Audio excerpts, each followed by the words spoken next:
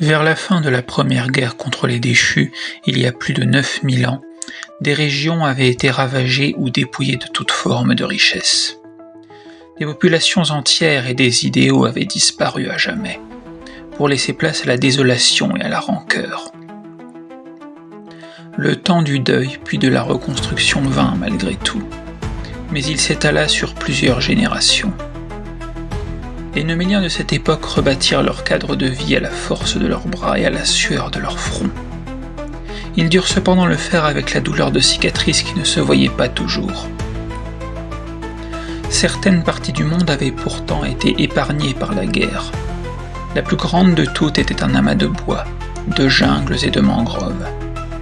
Allant de l'est jusqu'aux terres de cendres et au mont de la Griffe, ces forêts serpentaient le long du continent jusqu'à la côte ouest. Vastes et dangereuses, ces terres restaient le berceau des clans et des royaumes qui y vivaient, en autarcie et proches les uns des autres. C'était la terre des ormes, des combos, des gobelins, des ftors, ainsi que les royaumes des nagas. 1000 ans plus tard, Néostis, père des grands élémentaires et maître suprême des déchus, fit savoir à ses fidèles qu'il était temps de se relancer à la conquête du monde qui les avait rejetés. Les siècles que Néostis venait de passer dans la prison créée par Krarbor, son propre fils, il les avait passés à chercher un moyen d'en scier les barreaux. La prison, que l'élémentaire de la mort et de l'ombre avait créée, était en fait le reflet du monde de Neumel. Il avait ouvert une faille dans la réalité elle-même pour y fondre un opposé du monde qu'il connaissait. La limite de cette réalité était faite à partir d'un élément inexistant jusqu'alors, et même en l'étudiant, Néostis n'en comprit ni le fonctionnement ni la constitution. Malgré toute l'influence qu'il exerçait sur l'infini et le néant, sur la réalité et l'inexistence, il ne parvenait pas à s'échapper en personne. À la place, Néostis ouvrit une brèche dans l'étrange matière tourbillonnante pour permettre aux déchus de revenir sur Neumel. Cette fois-ci, leurs assauts se concentrèrent sur les grandes forêts, particulièrement les bois se trouvant au nord des terres déshérissées. Bien qu'ayant entendu parler des déchus, les autochtones n'avaient jamais combattu de telles créatures.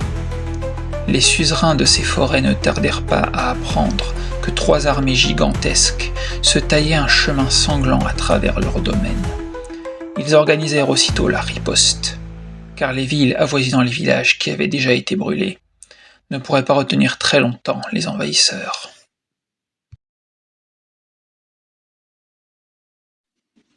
Le jour commençait à décliner sur ce que les habitants des forêts appelaient la passe voûtée. Il y a quelques semaines à peine, elle portait encore assez bien son nom. Ce n'était plus pareil depuis l'arrivée des déchus.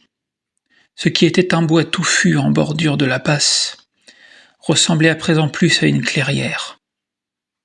La clairière d'origine, qui était jadis à plusieurs kilomètres au-delà de la passe voûtée, n'existait tout simplement plus. Les envahisseurs avaient abattu tous les arbres qui entravaient leur progression.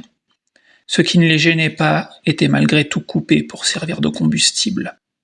Si le bois servait aussi de matière première à la construction de machines de siège, certains de ces déchus semblaient réquisitionner des troncs de taille variable. Les déchus n'auraient normalement pas pu s'enfoncer dans le territoire aussi rapidement, mais un concours de circonstances avait complètement changé la donne. Le village qui, quelques jours auparavant, se tenait de l'autre côté de la passe rocheuse et escarpée, avait appris l'arrivée de l'ennemi 1 jour et demi avant qu'il frappât sa porte.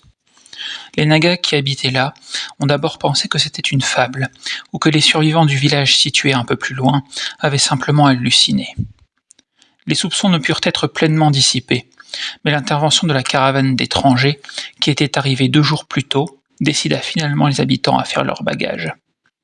Cette caravane était composée de trappeurs et d'artisans appartenant tous à la race Kenox, qui allaient un peu partout pour vendre leurs prises, ainsi que des objets faits à la main.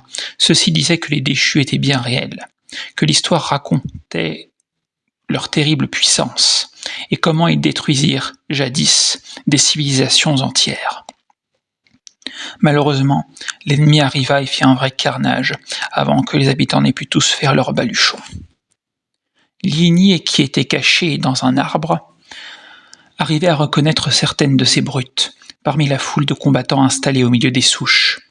L'arbre d'où elle guettait était à plus de 50 mètres des campements. Pourtant, la Naga parvint à dévisager les créatures une par une. Tout en faisant cela, elle gravait et observait leurs attitudes et leurs mœurs dans sa mémoire. Les déchus rassemblés dans la clairière se faisaient appeler les Ktilars. Ils avaient de longs membres qui se terminaient par des mains et pieds écailleux, ainsi que des orteils et des doigts griffus. Au sommet du crâne de chaque individu se dressait une crête osseuse. Les soldats semblaient entretenir un code de combat strict, même lors des entraînements. Liini avait entendu des légendes et des histoires au sujet des déchus, dans les forêts masquées par les brumes où elle avait grandi, loin à l'est d'ici. Divers souverains auraient scellé un pacte avec le père des grands élémentaires, dans le but de sauver leur civilisation de la famine. Néostis partageait avec eux une portion de sa propre magie, qui accordait également l'immortalité.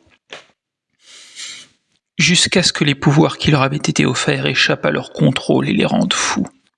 Mais d'autres racontent que ces mêmes têtes couronnées espéraient chacune rendre sa nation parfaite et invincible.